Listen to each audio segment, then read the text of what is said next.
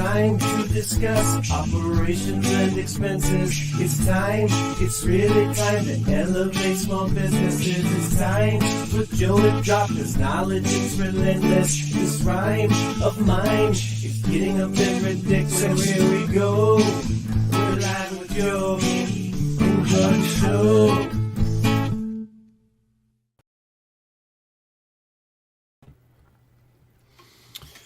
Good morning, everybody. As you can see, I am not the man in orange. I have taken over the show this morning. So here we go. Let me introduce my great friend right here. This is Mr. Kurt Earl. Good Say morning. good morning. Good morning, ladies and gentlemen. How we doing today? Doing good. So Awesome. I'm excited. So figured I'd bring something different to the show. We're so used to seeing the guy in orange, so I figured I'd change it up a little bit. Happy birthday to Joe, by the way. It's his birthday. Recently, I don't know if it's today, but it's recently, and he is on vacation for his birthday. So as we begin the show today, I want to talk to you guys about, first, can you hear me? If you can, give me a thumbs up to make sure we're all good to go on the audio and technical side of things. And then I want to talk to the fence guys out there, because Joe told me that his audience was mostly new fence guys, and they had a lot of questions about fencing, fence staining, sealing, things like that. And worried about it. You know, they want to do it, but they don't know about it. A lot of questions, a lot of concerns, things like that. So there it is.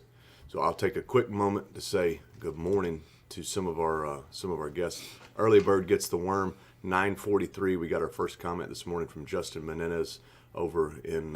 He's on duty this morning, so he's at the range shooting M26 shotgun and M240 machine gun at weapons training. So he must be drill weekend. Where did we go? The guys over at Front Rock Fences. I can't get it to go up. He says, good morning. Appreciate you. We saw you at the FWA show, and he's going to see us again in 2024 at Staining University, which is what, February 8th and 9th? Yes. Is that the right dates? Mm-hmm. Awesome. Justin says, is there a potential lineup for February Stain and Seal University event? Also, will there be a Springfield event in November? Not sure on the Springfield event. Joe's got that one top secret right now. But yes, Staining University in February got actually some really good lineups going. Let me get you the name of probably the headliner. We got a guy who teaches the classes, business classes, at Sashco and Permachink, and does a lot of stuff with Dave Ramsey. And he's got a log home repair company up in Ohio, and his name's Mr. Wayne Bell. So Wayne, if you hear us, you said you would come, and we're excited because that's really what we need. We need business advice that is from someone who's successful in the staining and sealing world. So super excited to have Wayne come. Of course, we're going to have lots of other speakers and things as well. Brian Fredrickson, good morning, sir. Mike D'Antonio sent somebody your way yesterday. Hope you talked to him. Good morning.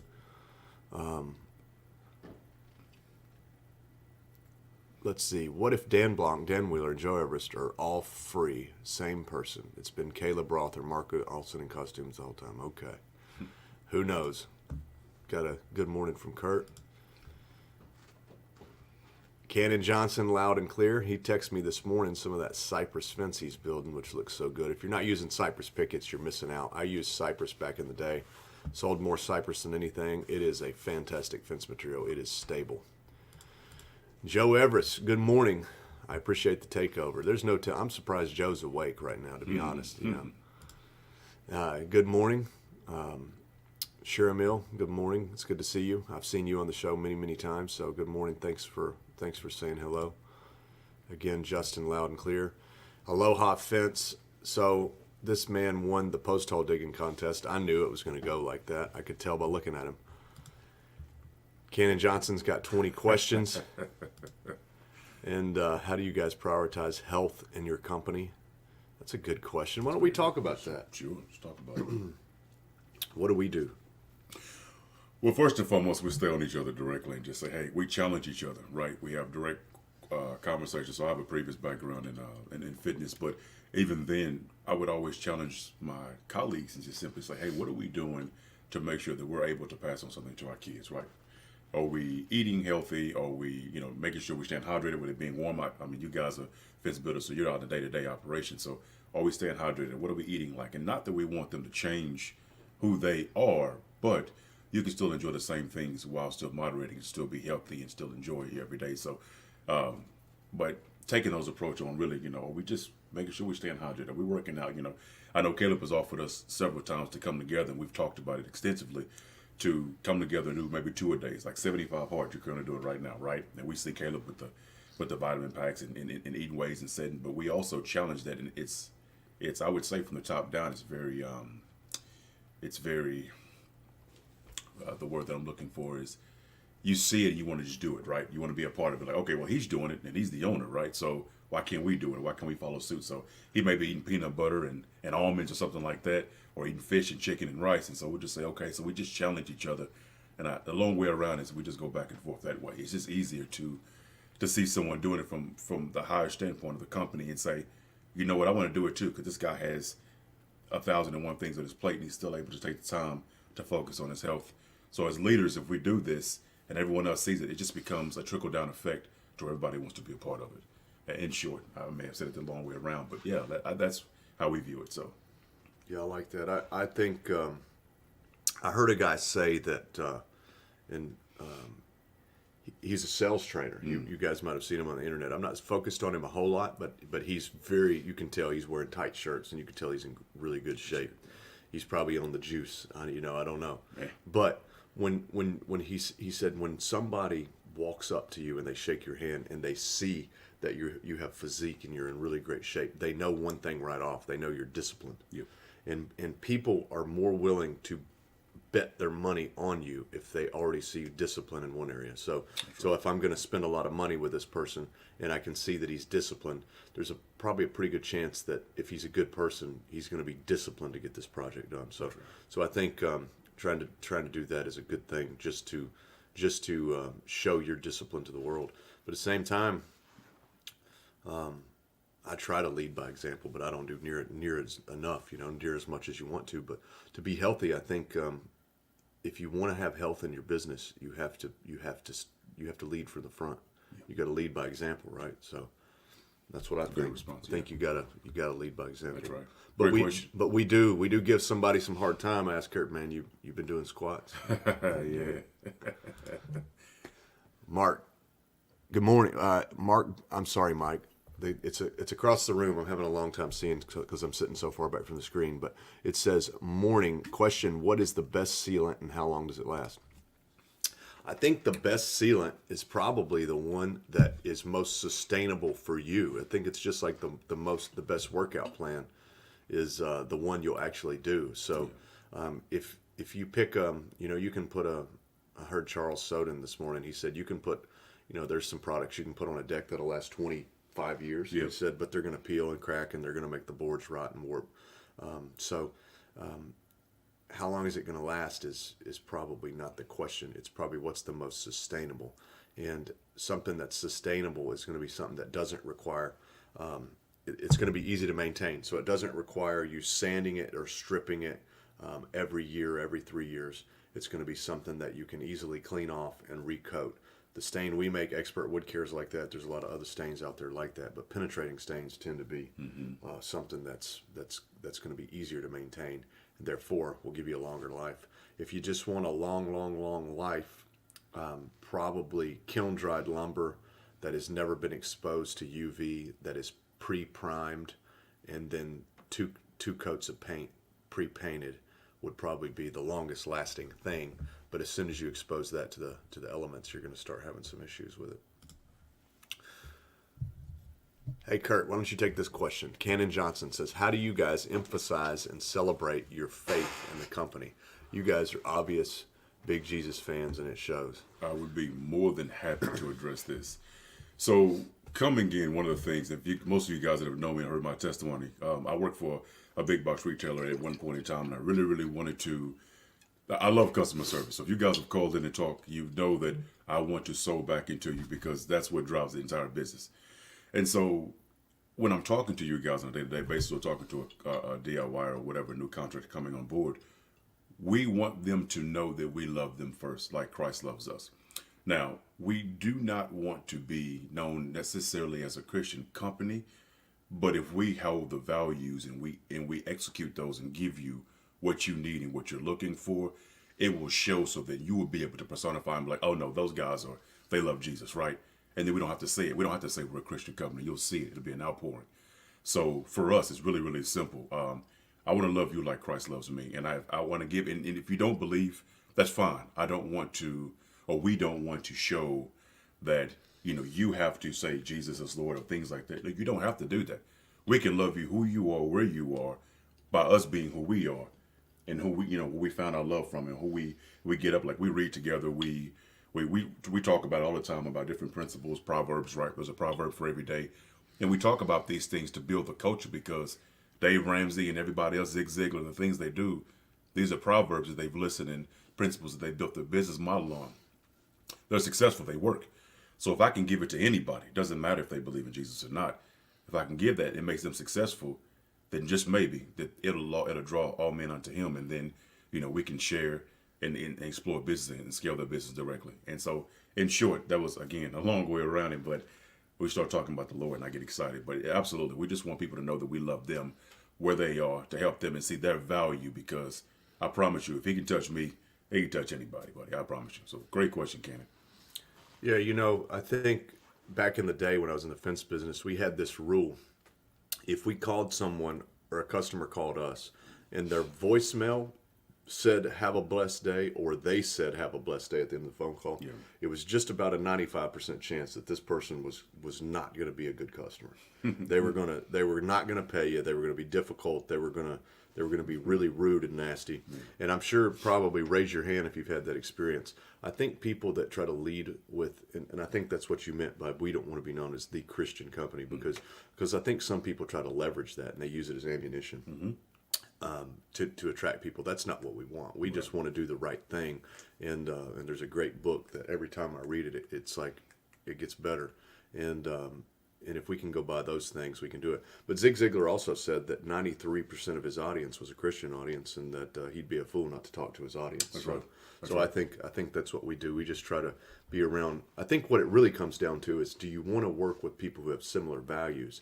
And people who have similar values want to work with people who have similar values, because they don't have to.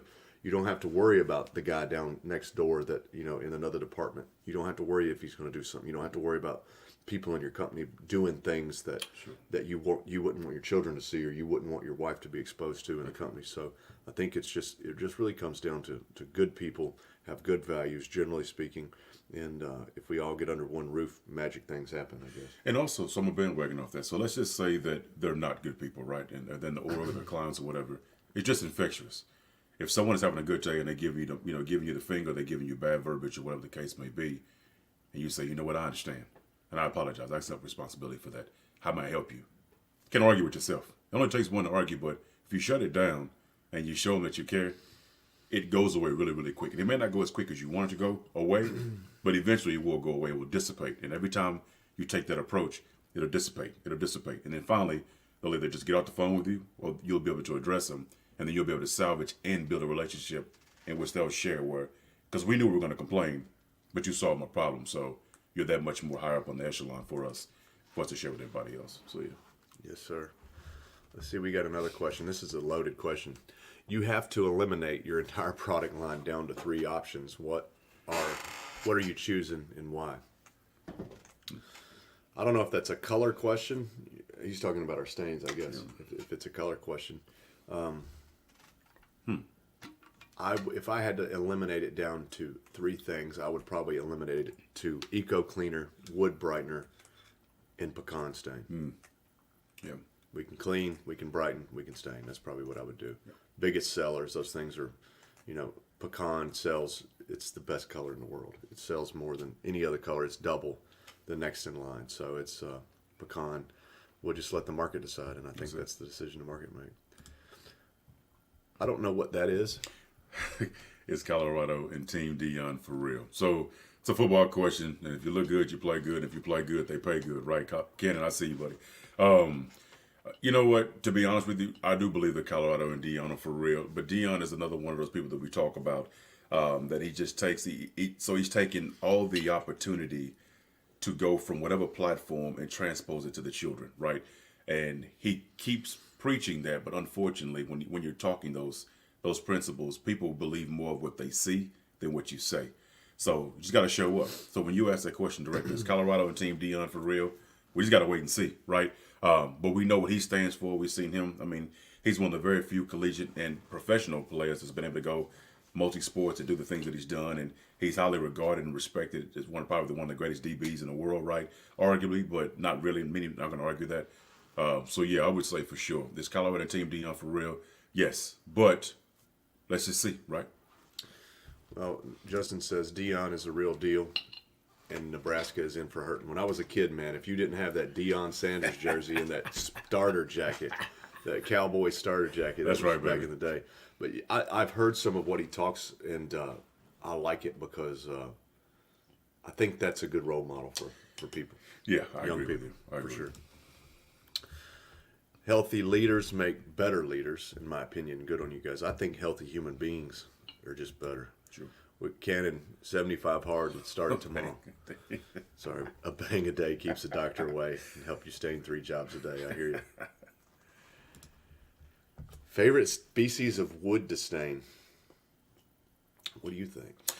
You know, so I would say, I personally, so I don't necessarily stain, but I hear contractors say constantly that cedar may be, it's rough cut, but it's porous, and so it just absorbs. So I mean, if they're going out there doing it, goes on, you don't really have to worry about anything. It's a very porous wood, and when it comes out, the color is beautiful. You really could put a true flood coat on it, and he really gives it a good coat. And I'm going back to a contract that I talked to in Alabama. He was spraying cedar fencing, and my favorite color is mahogany. For everybody that doesn't know, I think mahogany is probably one of the most beautiful colors that you can put on a fence. So, and he told me, he says, with cedar, just mahogany, with that flood coat that you guys recommend, it soaks it up, and it is just soaks it up, and it's just a beautiful coat. You're not really worrying about running or anything like that because it's so porous. Not that we have to worry about running, but it's just a soft wood. It's porous that it just has so many more benefits than maybe when someone would say pine. And when I say by benefits, I'm just simply saying that it's just easier to utilize too, based on contractor feedback that I've gathered. Yeah, I'll probably agree. Western red cedar. It's just it has that classic look that you just can't get with anything else. Yeah. And a lot of wood look. I mean, everything looks better stained, but Western red cedar is just beautiful grain. Well said. Cannon says, treat people how you want to be treated, win friends, and influence people. A lot of success for you guys because this is evidence, and we say it for you. You don't have to tell it because it shows. Well, I appreciate that. Don't want the show to be all about us today, though. I want to talk about you fence guys. So, Mike D'Antonio says, when you identify a problem customer, how do you respectfully tell them you don't wish to work with them? I'll take that one on. So respectfully, you don't. I'll answer that question with your question. You don't tell them that you don't want to work with them. You let them know. You give them the information to help them be successful. There's a lot, and they may not give you all the things that really bothering them, but there are unspokens, right? You want to cater to those unspokens. You give them the overflow of information. So let's say, for an example, a contractor calls in and they say, I put this on and you guys didn't take care of me. Oh, sorry, a customer. You guys didn't take care of me, and I did this and I recommended this and I did exactly what you said. Well, great. So let's identify what it's going to take to fix it. Maybe bring the data to them. Just bring the facts to them. You'll hear me use their words a lot in the office. But bring the facts to them and let them know what it's going to cost, how to correct it, and you want to solve the problem for them. And they're going to tell you because they're going to be left with a decision at that point. You present the facts, they have a decision to make. That'll be that. And then if they want to continue on, you have your price set. So then if you have to deal with the uncomfortable customer, then the price is set to where you at least offset your expense with their disposition versus, or they'll just go to somebody else and you've done your job, you save face, and they'll go somewhere else and you're done with them. That's how I would handle that. Yeah, and so my background's a little more probably on the service side. So you're talking products that we sell on the service side. In my experience, we do encounter people that we don't want to work for sometimes. Right. For example, we had a customer, unfortunate customer, a couple of weeks ago, and they have teak patio furniture. And we don't do teak patio furniture, but I'd like to, and I think we could do it. We had a little downtime. It's been a rainy month. I said, let's quote the teak patio furniture. We'll get it. We'll restore it. We'll stain it for this lady. and we had some problems. It was our fault. The problem number one was we had someone out sick the first day we were supposed to do her job, and we had to reschedule it. And then the second day that we were supposed to go out, our truck, the service truck, on the way to the job, the brakes went down to the metal and started smoking. So we had to call it off. And we called her and let her know early in the day, hey, we're getting the brakes fixed. If we can get it today, we will. If not, it'll be the next day. And she got pretty nasty with us and told us, I just don't think you guys have the ability to do the job. Just very rude, condescending. And basically we gave her deposit back and wished her the best. And I don't know if we made a recommendation to other contractors. Sometimes we do that, but that's kind of pretty much the way it went. You know, sometimes, unfortunately, customers will back you up against the wall. But I like to, usually you can identify that on the front end before you do business with them. You know, some people, you know, where we are now in the service business, if somebody calls us and they're rude before we've ever, you know, the first conversation, we're probably just not going to want to work with them, because I don't want Mandy over here being abused. I don't want Jeremy being abused. Right. I don't want my crews being abused by someone who's, and a lot of times people are, they're damaged goods. We've got a customer right now who had a log home built, and they really, really, really had a bad contractor. Terrible experience, very emotional, just really, really bad. And we come along and we didn't, you know, tell them how bad it was. They knew, and we told them, well, the good news is we can fix it, and here's what we can do. We can make this better. And we didn't spend all our time telling her all the things we're not going to do that the other contractor did. You know, we don't beat on our chest. We just basically say, well, if, you know, the way I would do it is I would say, well, you know, if we do all the things that we want, this is what I recommend. This will get you looking good again with your log home. If we do these things, is that what you want? You'll be happy? Yes.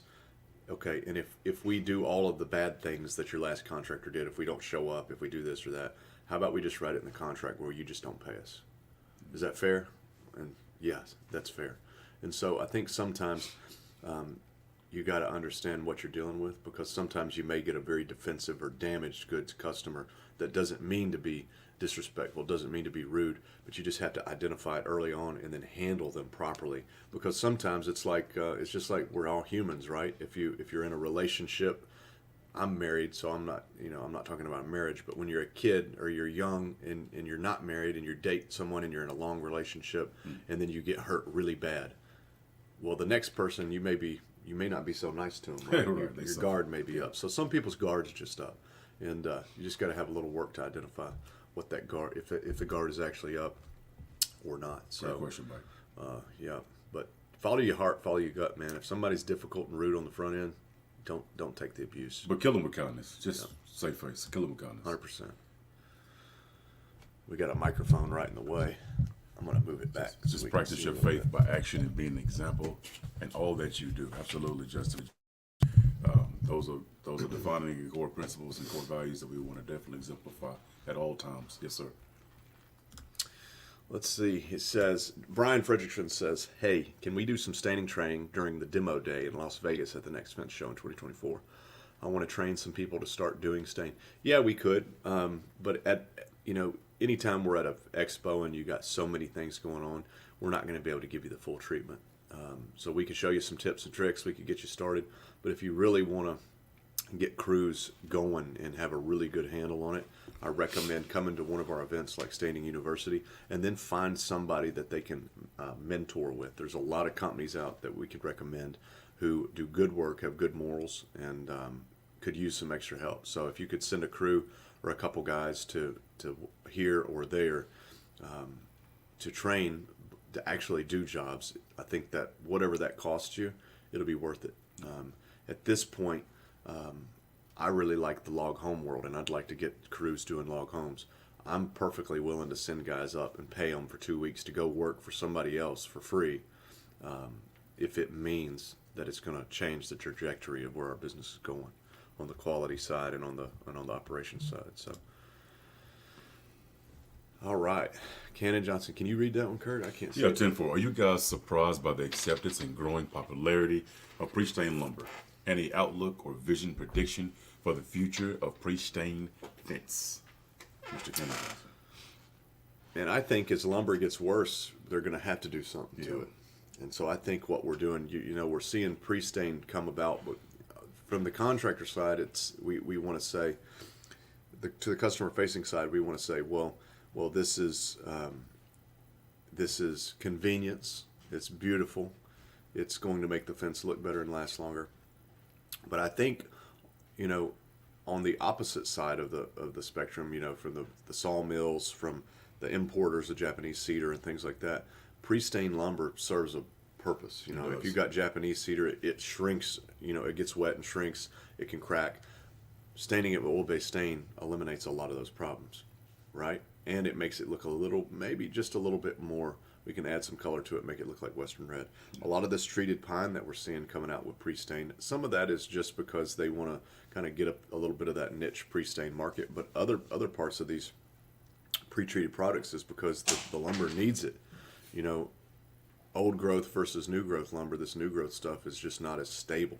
So a lot of these coatings can stabilize the lumber. So I think a lot of it is both convenience and beauty and things like that, but I also think a lot of it comes down to it needs it. The lumber needs it. It's just not the quality it used to be. So we got to do something to increase the quality of the lumber. Let's see. What, in your opinion, from Jeff Sorensen, what in your opinion is the difference between an industry influencer and an industry leader? I got no idea. Bam Bam's over here looking at us. Good morning, sir. Good morning. We're all working today. What's going on with us? What's going on? I got no idea. Industry influencers and industry leaders. What I consider an industry influencer or leader, and probably what the internet would call an industry influencer and industry leader, is different, because a lot of influencers in any realm are not actually doing the thing that they're influencing about. Right? Yeah. So I think what I'm looking for in an industry influencer or industry leader is just somebody who's, I really don't know. I should have probably prepared for this question, but I think I'm looking for somebody who's going to do things maybe differently, or is doing things the same old way. Because some people are constantly trying to change things. Yeah. And then you'll find somebody who's literally doing it the same way that they've done it for 40 years, and they're doing it very well. It's very polished, very streamlined, and they're very profitable doing it. So, we need to be constantly growing and changing, but sometimes you look back and, I went to a company that's a $40 million fence company to find out about all their systems and processes, and I found out that they were doing paper copy, quotes, and they were doing a basic Google Calendar, and they were doing basic spreadsheets for keeping up with things. And the reason they did paper copies was because, number one, they could do it right there on the spot. Mm-hmm. They could keep up with them. And then they would take all these stacks of paper, so you can imagine the size of the company. They had quote stacks that were this big sitting in their office. And they had a rule. Their salesmen were commission-based, and they had a rule: if somebody else closes your job for you and follows up and closes it, they get half your commission. So there were people in the office going, if there's stacks of paper, if they had downtime, they just start calling people. They just start calling quotes, and their close rate was through the roof. And it gave the receptionist, it gave one of the the fence crew guys, whatever, it gave everybody the opportunity to earn income, because they would go in and be a part of that sales and follow-up process. And the crew, the actual salespeople, knew that they had to do their follow-up and stay on top of it, or somebody else was going to do it. But at the end of the day, if somebody else follows up with one of the 1,000 quotes that I've done this year, and they close it and they get half the money, hey, great, that's free money. Yeah. So I think I look for things like that are different, that make me think. What do you think? Oh, well, from my opinion, I would bottle them up in one and the same. I mean, I'm soft landing this, and I hope I'm reading it correctly, but I'm going to read the question so I can understand it too. What, in your opinion, is the difference between an industry influence and an industry leader? I think one and the same, to be honest with you. I mean, if you find someone that's doing it, if it's not broke, don't fix it, right? Your influencer in the industry, if they're doing it, I'll use Chick-fil-A, right? Chick-fil-A is one of the easiest ones to attack. but they have what 7 to 9 SKUs total, right? I mean, they're not doing anything different. They're closed on Sundays and closed on holidays, and they just keep doing the same thing over. They don't project or say who they are. You just know, right? And people have jokes and they call it the Jesus chicken, right? But nothing is really changing. From the very beginning, they were laughed out, right? When they first came on board, no one thought that they were just, you had churches, you had KFC, you had all these other different chicken places, Bojangles, wherever you're from. And they just thought that they would eventually fizzle out. And then you look at them today, and by golly, if we don't make it on Saturday before, because you won't get it on Sunday, right? Or if we don't put an order in for a plate on Saturday, if you got a dinner on Sunday for a gathering, you won't have it. So they are huge influencers and they're industry leaders. So really, iron sharpens iron. You want to lock arms and look for niches and people that exemplify both of them, one and the same. I don't believe you have to separate them. I mean, in my opinion, the difference is not really, I don't want to look for a difference. I want to look for one that's doing both, because really, if they're doing it, then they should be both. A leader should be an influencer, and an influencer should be a leader. So A good leader will influence. that's right. So Cannon says, man, Cannon is on it this morning. He's got is. lots of questions, so we appreciate it. Tell us about your upcoming new space and what it means for the company and for your customer base. Well, first of all, we do have a new space, and we're very blessed and fortunate and thankful and grateful. We check all the boxes on that we've been working on for quite some time. That's right. It's a lot bigger. We'll have space. We'll be able to better serve. We'll be able to better be comfortable as a team. We'll be able to have phone calls with the people who call us and not be plagued with background noise. We got a tight space quarters, here, yeah. tight quarters, Sure. and so I think the number one thing for the new facility that we have is what it means to us is we're blessed and we're thankful for everyone that works with us. But I think what it means to our customer base is that everyone can do it. I think we got a lot of heat. We got a lot of heat from the stain industry when we started doing what we were doing, because I know why. Because it meant to the world, it meant to all the stain companies that they had no secrets. They weren't doing anything that couldn't be done by common man. Right. And so I think that's why we got so much heat early on from other stain manufacturers, because we let the cat out of the bag. We let everybody know that you can do it too. And we've done it. And I think no matter what space you're in, I think what our building says is that a regular guy, a regular bunch of people can do something bigger than themselves. And so I hope that when we do our building, it comes as an inspiration to others. And if we lock on to enough regular guys or regular people that are willing to go the extra mile, we will all produce extraordinary, things, which is what we want. And also, just to be honest with you, you get a brand new home, you want to show it off. You want everybody to feel and say, hey, welcome, thank you for being a part of this. We want you to feel at home when you get there. It's a business, sure, but come in, see what, like he said, taking something from the ground, scaling it up, and really showing, giving back and saying, guys, none of this would be possible if it wasn't for you guys.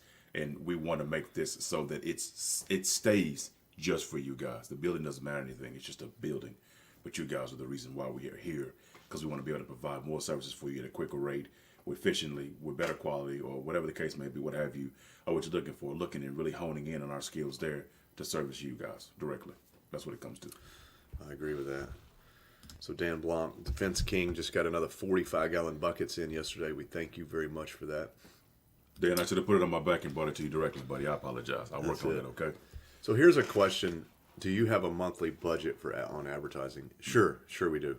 I'm not going to give you a number or a percentage or anything like that, because I think here's what I think. I'll tell you a story. So we sell a lot of stuff on the internet, and so therefore we pay advertising on the internet, and quite a substantial amount. And our internet, Facebook advertising and Google AdWords person, their account got hacked, and that shut down all our advertising for 3 weeks.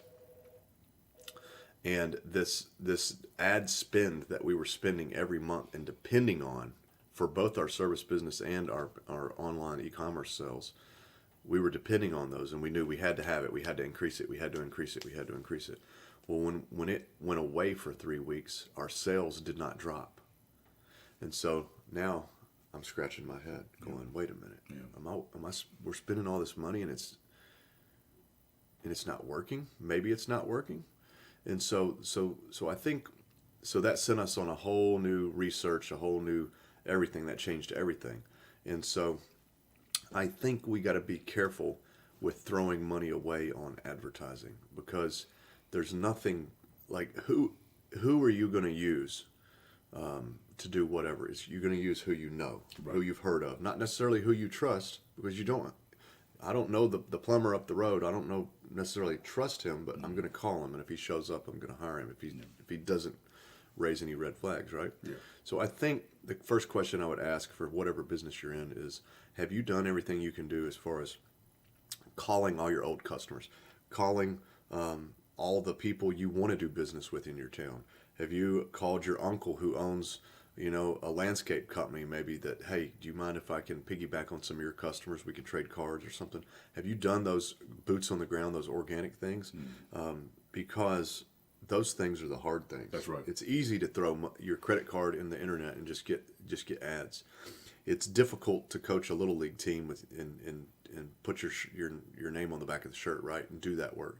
It's difficult to get everybody organized to be in the Christmas parade in your town. It's difficult to call everybody in your town that you want to do business with. But I'd say that the return, both monetarily and spiritually, fulfillment, wise, Sure. is probably a lot better. So what do you think? I think you've got some stuff. You talk about this a lot. I do talk about this. You actually struck one of my key points there. So I was talking to a contractor just yesterday, actually two directly, and I challenged them. So they have the timestamp doesn't matter, but they have a challenge now to go back. How many of us are going back into our database and just simply following up and just telling our previous customers that we've worked or done business with or had an experience with, hey, I appreciate you. Thank you so much. Hey, just want to touch base. How's everything going? Doing a 2-month follow-up, doing a 4-month follow-up, 6-month follow-up, what have you. Is there anything that you notice has changed? Is there anything I can bring to you? Any feedback, good or bad? You want to let them know that you are listening to them. Great. They give you the information. Hey, that's fantastic. By the way, do you know anybody else that could utilize our service so we can offer? And if they say no, great, I understand. Pass it along. As far as advertising, obviously you have to spend money on what works, what produces, whether it be Google ads or Facebook ads or whatever the case may be. But your most profitable is going to be your word of mouth tacked on to what did you make that customer feel when you were there. And so they're going to see that. And then they're going to remember that experience. Like, you know what, this guy was at this price, but they brought A, Y, and Z. When they showed up, they had a cup of coffee. They picked up my trash. They made sure that they let me know some of the add-ons and things that was going on with my house. They pointed these things out to me. It's that extra value. It's that branding. That branding with that conversation between you and that customer right then will minimize your ad spend dollars, because they're going to go and tell everybody else about you while you're sleeping. So now you have part-time workers out there in the fields while you're taking a nap, or you're at the baseball game with your son or your daughter, and they're working because of how you made them feel. And that's what you really, really want.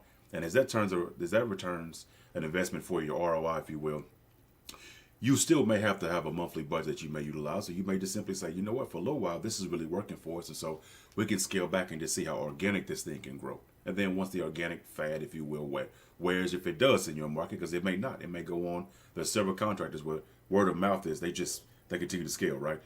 That's what we want for everybody, organic. But that comes with you. So Jesse, I hope that answers your question directly with that 2 cents that I added. But your monthly budget, as Caleb mentioned, that's a variable. And but just make sure that you are the brand that they want to go and work free, part-time for you, where you just blown them out the water, where they just can't quit talking about you. And that's your marketing budget right there. Just remember, when you do it, let's just say you spend $100 a week. I haven't thought this all the way through, so I'm going to see if I can hit the math right. Let's say you spend $100 per week, or let's just say you spend $100 in advertising per lead you get for your service business, 100 per lead. And out of 10 leads you get, that cost you $1,000. And these numbers are pretty, it's a little on the high side, but it's not far off. No. And so 10 leads for $1,000. And let's say our closing rate, because maybe the economy is not the greatest right now, and because you went to a marketplace to advertise where people are getting multiple bids, it's going to be a little more difficult. It's more difficult to close someone who looked you up or saw an advertisement versus somebody who said, hey, you got to call this guy, don't call anybody else, right? So let's say you have a 30% close rate, 40% close rate. So 4 jobs you closed, it cost you $1,000. And because I was not a math teacher, I slept through most of my math classes. I'm going to do some calculation. What does that look like? I don't know how to use this new phone. All right, so we got $1,000 divided by 4. So 200. Well, that was easy. How did I not come up with that? $250 a lead. If you're doing deck staining or fence staining, and let's say your average job is our average staining job right now is about $1,700, and let's just say we're running a 50% margin. And so that 50% margin means out of the $1,700 job, we'll just say $1,750 divided by 2. That means I have $875 to cover overhead. Those 4 leads cost me $250 each. So my $875 just went down by $250. So now I only have $625 left of gross profit to cover my administrative costs, to cover any payroll, to cover any salesperson commissions. Let's say that I paid $170 for commission for salesperson. Now I'm down to $455. Now let's say that we have insurance, we have taxes, we have all these things. So a $250 cost per lead is very common. Some people spend as high as $1,000 per lead for regular service work. And so you just have to be careful advertising because you have to count it and you have to know what it actually costs you. So your ad budget is not what it actually costs you, because if you're like I said, if you're spending $1,000 a week to advertise, but you're getting 10 leads off of it, but you're only closing 4, it's $250 per job that it costs you to advertise. So what does it cost you to advertise to a word of mouth customer? Because you just did a great job. You know, if you do 10 of those, you've saved $2,500. So I just think you need to be careful and just make sure that you're doing everything you can organically, max those out before you take on all the leads, because it's low stress to do organic stuff. Yes. It's low stress. It's low stress to do really great customer service. And if you get your team built up so that they leave a good taste in people's mouth when they leave. These guys did a great job. They went above and beyond. They petted my dog. We stained, Yeah. There was a bird nest on the fence. They removed the bird nest. They stained the fence or built the fence, put the bird nest back. These are great people. You want to work with them. It's easy to scale that because your team's trained. If you just drop a bunch of leads on guys that are halfway trained, all it's going to do is just going to make your stress level go up, because you're going to have guys who can't handle that added load.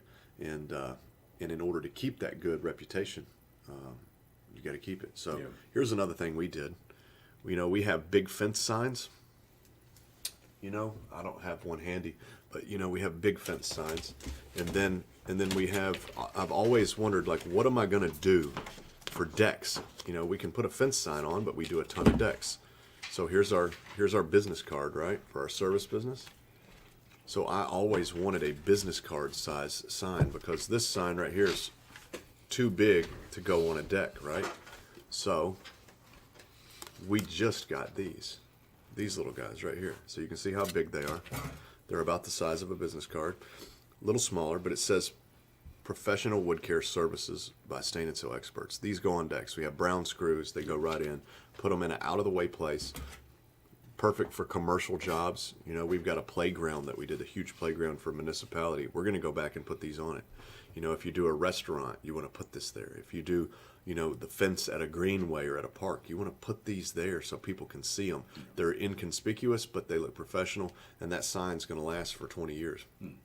So, and if you do decks, particularly, 2 years ago when everybody was moving every 6 months because of the house market, if you stained a deck, a year later, chances are the same person didn't live there.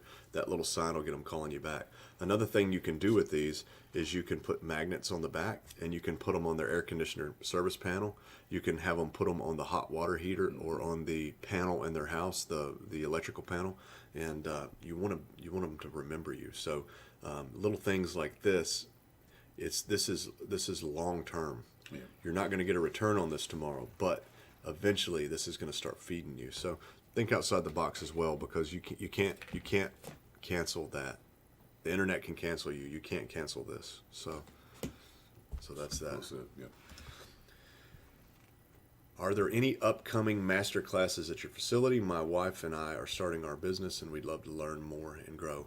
Well, I appreciate you looking to us to learn. We just share from all the mistakes we've made. We are by no means experts at business. I would say that we're just we make stain for experts, so that doesn't mean we're an expert. But we'd love to have you out. Yeah, we're planning on doing classes at our new facility because we've got space to do it. But if you're in a hurry, just call us, and we'll be glad to do anything we can to help you get started, and maybe save you some of the mistakes we made. That's right. So Justin, he's talking about when I said go send your guys to work with someone else who's already doing it. He said we trained 2 crews from fence builders on our staining and back brushing methods. He said he enjoyed the experience and sharing the knowledge. We installed 2 pre-stain jobs last week, so surprised at how our market says yes to it. So Cannon is not in a pre-stain market. He's basically in Jackson, Tennessee. And it's not common there. So I guess he's pleasantly surprised that everyone is loving to take advantage of that pre-stain lumber. And he says, don't sell a $10,000 fence for $7,500, stain it. So it makes sense. It does. There's no doubt Jesse and his team are doing a great job, and they run an excellent marketing program. One of the biggest fence TikTokers out there. I don't know who that is, but I'll have to check it out. I don't really get on TikTok. I don't know how to use it. There's just some things I don't want to learn. Yes. There's some things I don't want to learn. So, right. But anyways, that's cool. Those are some pretty good questions. Maybe I'll end with the opportunity. If you're a fence company, and what the opportunity is, because we beat all around this bush this morning. So I got a presentation here. I will run you guys through real quick. Let me pull it up on the screen. Let's see here.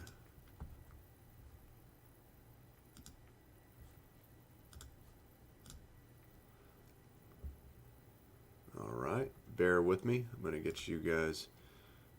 Add to stage. All right. Number one reason. So this presentation we've done this presentation at the FWA show. We've done it at the AFA events, and so it's a cool presentation. So the best investment is in the tools of one's own trade by Benjamin Franklin. I think that's something to keep, and that's me. But the number one callback in wood fencing. Do you guys know what it is? And I'm talking to the fence builders out there. It's warping, cracking, and twisting. And this was the story of my life, because many of you may know that I grew up in the fence business. You build a beautiful fence, and then 6 weeks later, it looks like this. And guess who's mad at you? The homeowner. And what do? You tell them, well, this is an act of nature. This is a natural product. This just happens. This is because of treated pine. But they don't care. They don't listen. They just paid all this money, and now it's warped and it looks like crap. They don't care about that. If you bought a new truck and then in 3 weeks it had dents all over it and it just happened, you'd be pretty upset. And so a lot of fences are also replaced due to, and once they're aged, due to warping, rotting, bugs, plain ugly. Bugs could be like termites, things like that. And so these fences end up looking like this. And here's your customer. How many of you have had that customer? That lady. I've never seen so much concentration of mad and ugly in one place, right? Linda. Yeah. So the question that I asked myself years ago was, how many customers am I losing each year due to this ugly or warped or cracked fence? And the problem was I couldn't I didn't know, because some customers, a lot of guys that are in the fence business, they say, oh, well, I want my fences to fall down because I want to go back and rebuild them every 5 years or every 7 years. And I think the problem is if you build me a fence and it only lasts 7 years, I'm not calling you back. Correct. I'm going to call somebody else back. And we've seen that. We saw that in our own business. We got some treated pine posts in Nashville. They weren't treated properly. There was a class action lawsuit about it. It came out that the lumber manufacturer messed up. But all the fence companies who installed it are the ones who got sued and had to eat all the money on it. All the fence guys spent, we were one of them, we spent all this money defending ourselves in court. And then the treatment plant settled outside of court with all the homeowners and left all the fence guys hanging high and dry. So our little company had a $40,000 bill, and there's probably 30 or 40 fence companies in Nashville that all had similar bills, and some of them even bigger bills. And so at the end of the day, the homeowner, even though it was obviously due to the treatment process, all the customers that we built their fence and they fell down, they didn't call us back, even though they knew the court said it wasn't our fault. The University of Tennessee did a test and a study, and they said it wasn't our fault. They said it was the lumber. But there was a fence right down the road. It was over a six-figure fence that we built. He didn't call me back. After he got settled, and he didn't call me back. He used somebody else because he had that bad taste because that fence fell down. So they're not going to call you back if your fence falls down. And so how much money are you losing by not staining your fences, by letting your fences warp, crack, and twist? What are you losing? That was the question I asked myself. The problem is, here's a new 2x4 versus an old one. Old growth lumber versus new growth lumber. The difference is very obvious. The one on the top is very fast growth. We're breeding trees nowadays that grow fast. And I didn't mean to do that, but that's the way it goes. New versus old. This one up here grows fast. And so when we get warping, it's due to uneven drying.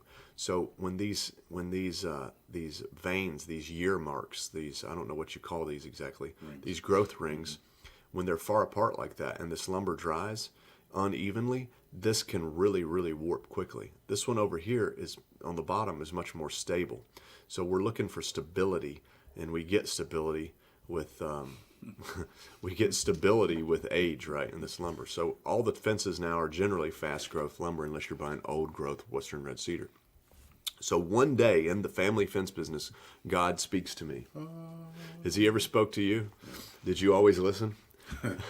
So that's exactly what happened right there. This hand comes down and tells me, you need to stain fences. But the reason I wanted to do it was not because of warping, cracking, and twisting. The reason I wanted to do it because I was broke.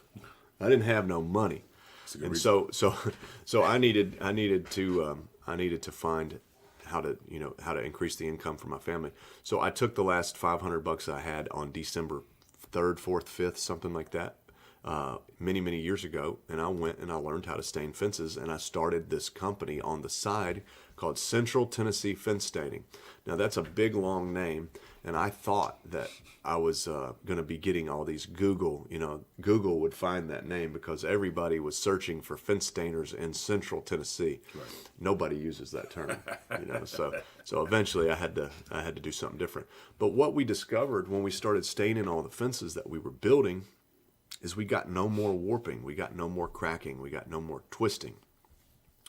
And that was like a revelation to us because it cut our callbacks down. It cut our mad customers down, and our fences look better. Mm-hmm. My fence is stained. It's got my fence company sign on it. The 3 fences down the street were turning gray. So people started saying, hey, we called you because your fences look better. They just look better, and we want one of those. Mm-hmm. And so that fence looks better, obviously, than that twisted fence we saw a few minutes ago. So if you stain and seal with a penetrating oil-based stain, it will preserve and protect and condition the wood on your fence or deck or log home or whatever you're building. And so it's an important thing to be thinking about as when you own a construction company that builds anything out of wood. Stains that penetrate, they go deep into the wood. This is after 2 weeks of penetration. Stain, the sealer, and the everything that protects against UV stays in the top, but the oils go deep into the wood. Everybody wants to know why we don't put solvents in our stain. It's because solvents evaporate. It looks good the first day when it goes in, but once it evaporates, it's gone. We want our oil to go in the wood and stay in the wood and never dry. And that's going to keep thing stable. It's going to keep the wood from drying unevenly. So that's what's actually doing the warping and twisting prevention. Also, no termites. It's just not as good to eat for bugs, you know. So a couple ways to get into that business. You can refer a stainer. Don't be afraid to refer someone who will stain your fences for you, because they will make your fences look better. They'll make your customer service and your customer experience better. And you've helped another fellow contractor, right? And he can refer you out as well. You can hire a subcontractor. So that guy you were referring, if he does a great job, hire him as a sub. And then also you can start your own crew, and we're happy to help you with all three of those options. But if you do this in your fence business or in your deck building business and your outdoor kitchen or patio business, pergola building business, it will increase your cash flow. It will increase your close rate, because a lot of people, they just want to hire one guy to do it all. I want you to tear the old one down. I want you to build the new one, and I want you to stain and seal it so I don't have to worry about tearing this one down later. So it's going to increase your close rate, and it's going to increase a very important number. It's the LTV of your business, the lifetime value of your customer, which is a very important thing. Remember that $250 that it cost to get a job that we were talking about. If you were advertising earlier, if you were getting 4 out of 10 with $1,000 ad spend, you can take that $250 ad spend and increase the value that you get out of it by increasing your lifetime value of your customer. And also, the number one reason to stain a fence that I tell everybody is because it looked good.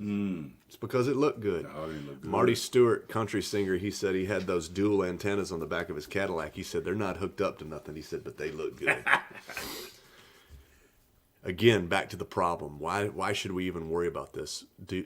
We cut down so many trees on this planet every year, and this is a real number. It's a real number. And raise your hand if you know what the number is. How many trees do we cut down every year? If you stack them end to end, if you put them end to end like this, they would go to the moon and back 6 times. Each year, we cut down that many trees to go to the moon and back 6 times.